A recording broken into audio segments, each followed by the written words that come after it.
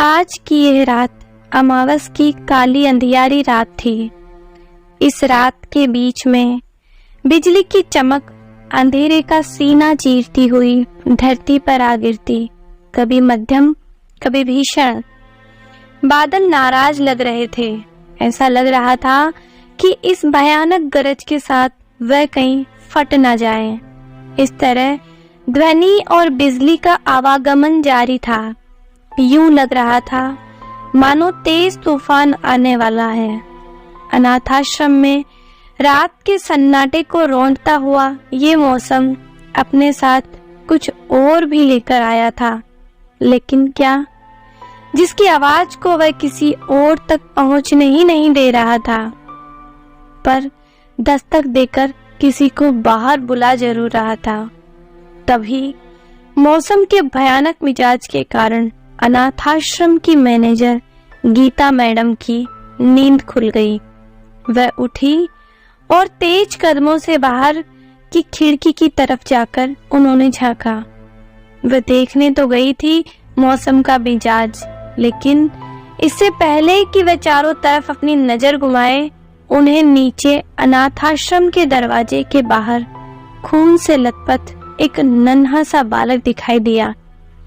उन्होंने दौड़कर दरवाजा खोला और बच्चे को उठाकर अपनी गोद में लिया। उसके बाद उन्होंने चारों तरफ नजर दौड़ाई, लेकिन इस तरह बच्चे को छोड़कर जाने वाले रुकते कहाँ हैं। गीता मैडम ने समय व्यर्थ गंवाए बिना अंदर जाना ही बेहतर समझा। अभी रात के लगभग 3 बज रहे थे। बच्चा तड़प कर रो रहा था। उसे देखकर गीता मैडम को ये समझने में समय नहीं लगा कि इस बच्चे को तो जन्म लेते ही किसी ने छोड़ दिया है। ऐसी घटनाएं अनाथाश्रम के लिए नई नहीं थी, लेकिन जिस तरह से इस बच्चे को छोड़ा गया था वह अलग जरूर था। इस समय बच्चे के रोने की आवाज और उसके शरीर के कंपन से ऐसा लग रहा था मानो धरती कांप रही हो और आकाश चिल्ला चिल्ला कर रो रहा हो। दर्द का खुद का सीना फटा जा रहा हो। उस बच्चे को इस तरह देखकर गीता मैडम को अपना बचपन याद आ गया, जो उन्होंने अनाथाश्रम की सीता मैडम के मुंह से सुना था। जब से होश संभाला वह इसी अनाथाश्रम में ही तो थी, लेकिन धीरे धीरे मेहनत करके पढ़ लिख कर अपने पैरों पर खड़ी हुई और फिर सीता मैडम के बाद वह इस अनाथाश्रम की मैनेजर बन गई। तब से लेकर आज तक ना कभी कोई उन्हें लेने आया, ना ही मिलने आया। अभी भी उन्हें उनके परिवार की कोई जानकारी नहीं थी। गीता नाम उन्हें अनाथाश्रम से ही मिला था और अपने इस नाम के साथ हमेशा ही उन्होंने न्याय किया। वह गीता की तरह ही पवित्र मन और विचारों की धनी है। मैनेजर बनने के बाद से अब तक न जाने कितने ही बच्चों को उन्होंने पाल पोस कर बड़ा किया था।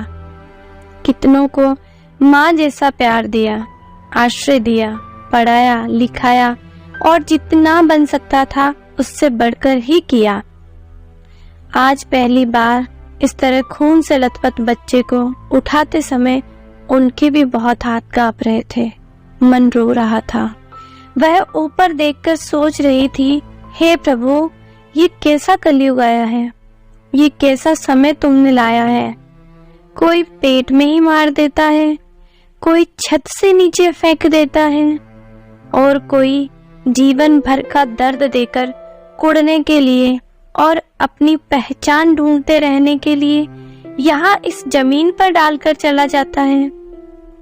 गीता के इस प्रश्न का जवाब तो भगवान के पास भी नहीं था। गीता मैडम के उठने के तुरंत बाद ही उनकी 2 सहकर्मी महिमा और माया भी मौसम की भीषण गर्जना के कारण उठ गई थी। उन्होंने गीता मैडम की गोद में रोते हुए बच्चे को देखते ही तैयारी शुरू कर दी। गीता मैडम ने कहा, महिमा जल्दी गर्म पानी लेकर आओ और माया तुम दूध की बोतल तैयार करो। बच्चे की टूटती सांसों को देखकर माया ने कहा, मैडम इसकी हालत तो काफी खराब लग रही है। मुझे नहीं लगता कि ये बच्चा टूटती सांसों के बिखराव को समेट पाएगा। ऐसा मत कहो माया, जितना कह रही हूँ उतना करो।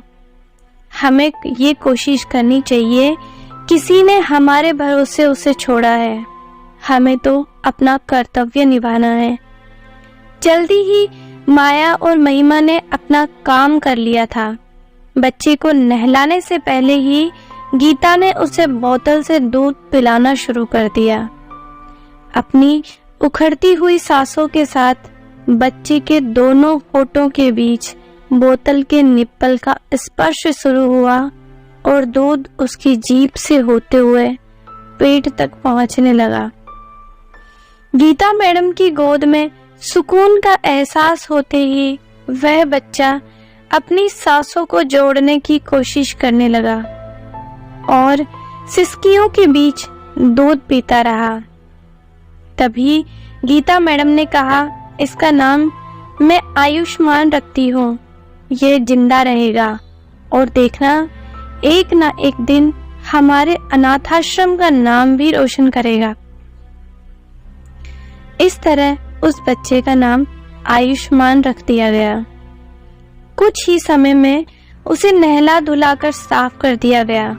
नहा धोकर वह बच्चा बहुत ही प्यारा लग रहा था। इस तरह से अपनी माँ के साथ 9 माह तक उसकी कोख में रहने वाला आयुष्मान धीरे धीरे अपनी माँ की धड़कनों के एहसास को भूलने लगा था। ज्यादा समय नहीं लगा उसे वह भूलने में, और इसका कारण थी गीता मैडम, जिन्होंने उसकी टूटती सांसों को जोड़कर उसे अपने सीने से लगाया, उसे एक नई जिंदगी दे दी। माया और महिमा आपस में बात कर रहे थे। महिमा ने कहा, कैसी होगी वह माँ जिसने 9 माह तक अपनी कोख में रखकर बाहर निकलते ही कचरे की तरह इस बच्चे को फेंक दिया। माया ने कहा, हाँ आश्चर्य होता है, एक बार भी बच्चे को अपनी छाती से नहीं लगाया। यदि मैडम नहीं देख लेती तब तो वह तड़प तड़प कर ही मर जाता। हाँ माया, तुम ठीक कह रही हो, लेकिन जाको राखे साईं मार सके न कोई। लगता है इसे बचाने के लिए भगवान ने हमारी गीता मैडम को चुना है। ये बारिश का मौसम तो नहीं था, फिर भी मौसम कैसा भयानक हो रहा था। बादल गरज रहे थे और बिजली चमक रही थी। शायद भगवान का ये एक अलग ही अंदाज था, गीता मैडम को उस बच्चे तक पहुंचाने का, उन्हें बाहर बुलाने का। गीता मैडम ने उनकी बात सुनकर कहा, बच्चों को इस तरह से छोड़ देना ये तो सदियों से होता आ रहा है, लेकिन ऐसा यदा कदा ही होता था, किंतु अब तो मानो रोज की ही बात हो। अब तो आए दिन ऐसी घटनाएं होती ही रहती है। जमाना बदल रहा है, नई पीढ़ी बदल रही है। लिव इन रिलेशनशिप की बढ़ती घटनाओं के कारण इसकी दर भी बढ़ती जा रही है।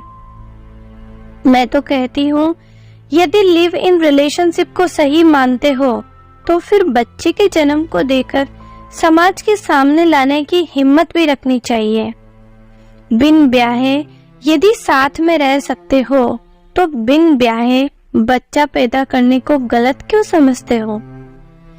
लिव इन रिलेशनशिप के बारे में गीता मैडम की बात सुनते ही माया ने कहा, हाँ मैडम आप सही कह रही हैं। अरे मैडम, अब तो ऐसी माँ भी है जो भगवान का दिया आंचल में छुपा हुआ उपहार स्तन उसे भी अपनी सुंदरता के साथ जोड़ लेती है और बच्चे को उस सुख से वंचित रखती है।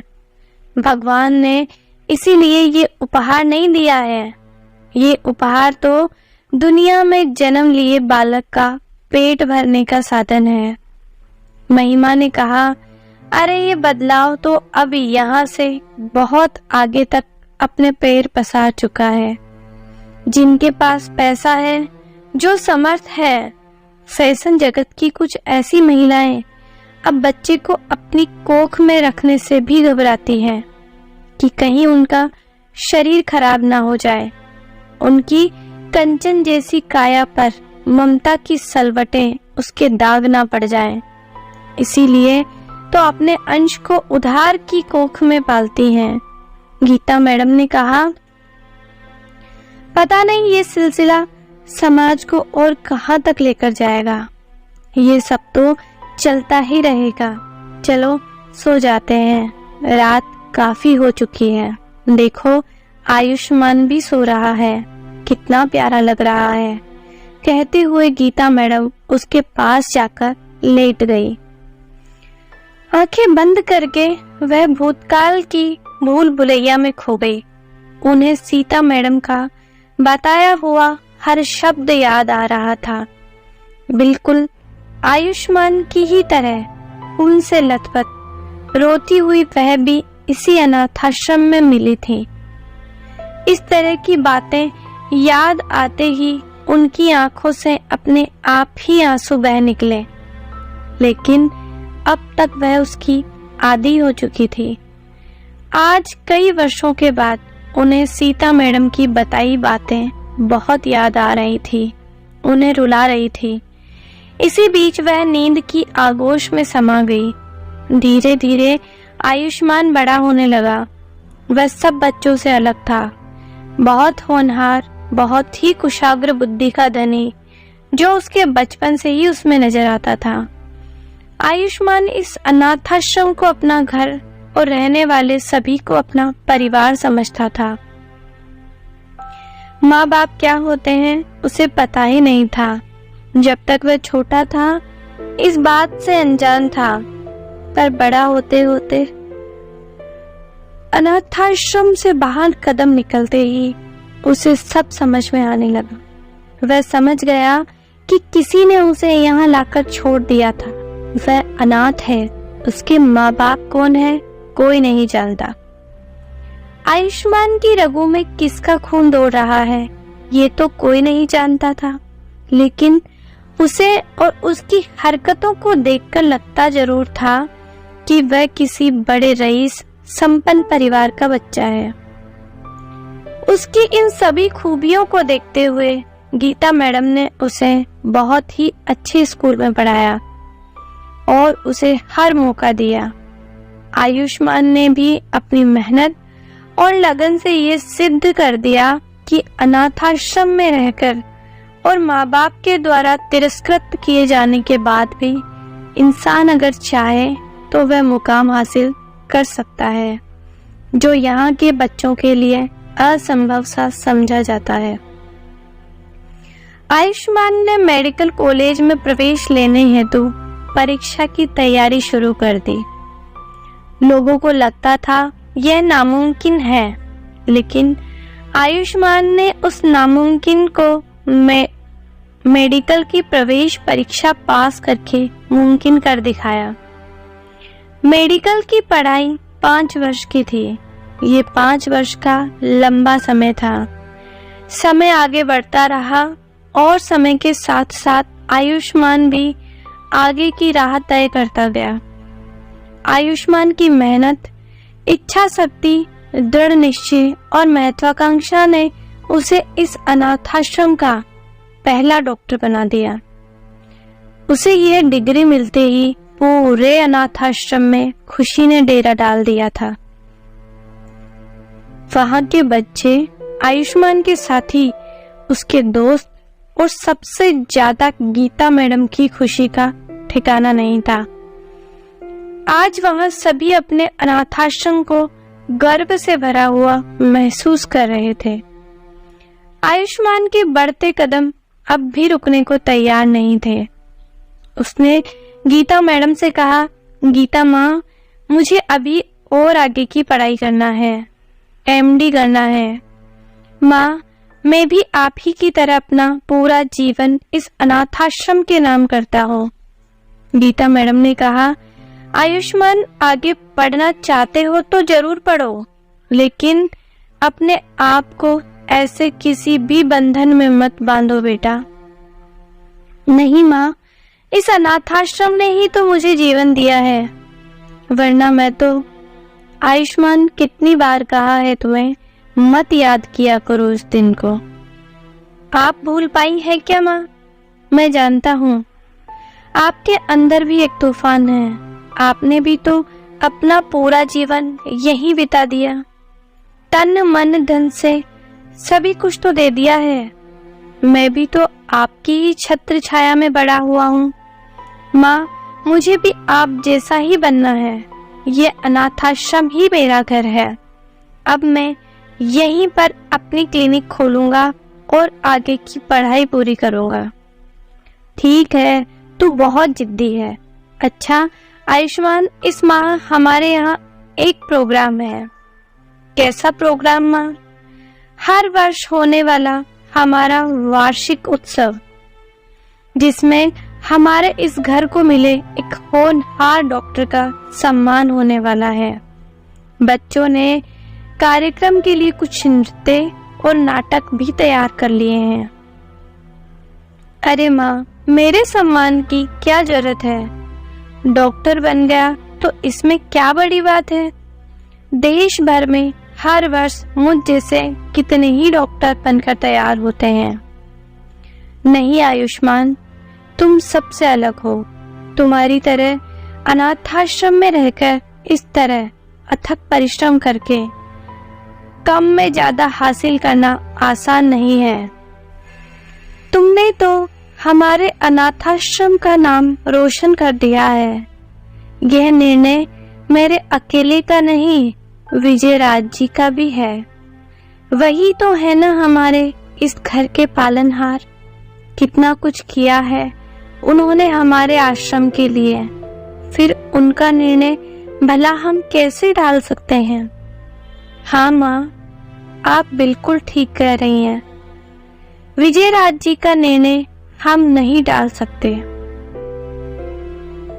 इसी तरह आयुष्मान अपनी पढ़ाई और क्लिनिक में दोनों में व्यस्त रहने लगा। इसी बीच एक दिन अनाथाश्रम के गेट पर एक अधेड़ उम्र की महिला आई। गेट पर आकर उस महिला ने वॉचमैन से कहा, भैया मुझे गीता मैडम से मिलना है। वॉचमैन ने कहा, जी आपका नाम बताइए, मैं फोन पर उनकी अनुमति ले लेता हूँ। हाँ ठीक है, मेरा नाम सुहासिनी है। सुहासिनी, ये नाम कुछ सुना हुआ सा लग रहा है। क्या तुम पहले कभी यहाँ आई हो? जी नहीं, कभी नहीं। मुझे गीता दीदी, मेरा मतलब गीता मैडम से मिलना है। वॉचमैन ने गीता मैडम को फोन लगाया। Hello madam. हेलो, हाँ बोलो शंकर। मैडम, कोई सुहासिनी जी आपसे मिलने आई है। सुहासिनी? जी हाँ मैडम। गीता मैडम की तरफ से कुछ पल के लिए केवल सन्नाटा था, कोई आवाज नहीं थी। वॉचमैन ने फिर प्रश्न किया, मैडम क्या उन्हें अंदर भेज दूं? गीता मैडम मानो चमक कर होश में आ गई हो और उन्होंने कहा, हाँ ठीक है, भेज दो। आज अचानक सुहासिनी के अनाथाश्रम आने से गीता मैडम के मन में खलबली मची हुई थी। वह सोचने लगी, सुहासिनी आज अचानक कैसे और क्यों? 25 साल पहले 16 साल की उम्र में अनाथाश्रम से भाग जाने वाली सुहासिनी आज आखिर यहाँ क्यों आई है? कितनी बदनामी हुई थी उसके कारण अनाथाश्रम की, इस पावन घर की। उसे इस घर ने बचपन से पाला था और उसने क्या सिला दिया? ये सोचते हुए उनका चेहरा गुस्से में तमतमा रहा था। आंखें आग उगल रही थी। लग रहा था मानो सुहासिनी के ऊपर तो आज सवालों का वज्रपात ही होने वाला है। जैसे ही सुहासिनी गेट से अंदर आई, कई निगाहें उसके ऊपर थी। किंतु गीता मैडम के सिवा अब शायद उसे पहचानने वाला वहां और कोई नहीं था। सुहासिनी ने कमरे के अंदर आने से पहले प्रश्न किया, गीता दीदी, क्या मैं अंदर आ सकती हूँ? सुहासिनी की तरफ देखकर गीता मैडम ने जवाब दिया, क्यों आई हो अब यहाँ? इतने वर्षों बाद कैसे याद आ गई हमारी, और तुम्हारी यहाँ आने की हिम्मत कैसे हुई? सुहासिनी की आंखों में आंसू थे। अंदर आते ही उसने कहा, गीता दीदी, 25 साल हो गए मुझे यह अनाथाश्रम छोड़े हुए। इन 25 सालों में मैं कभी भी चैन से सो न सकी, कभी चैन से जी न सकी। ये क्या कह रही हो? क्या वह तुम्हें छोड़कर धोखा देकर भाग गया? कौन दीदी? आप किसकी बात कर रही हैं? कौन मुझे धोखा देकर छोड़कर भाग गया? मैं तो इन 25 सालों में अकेली ही थी, पहले से ही अनाथ थी। मेरा साथ भला कौन देता?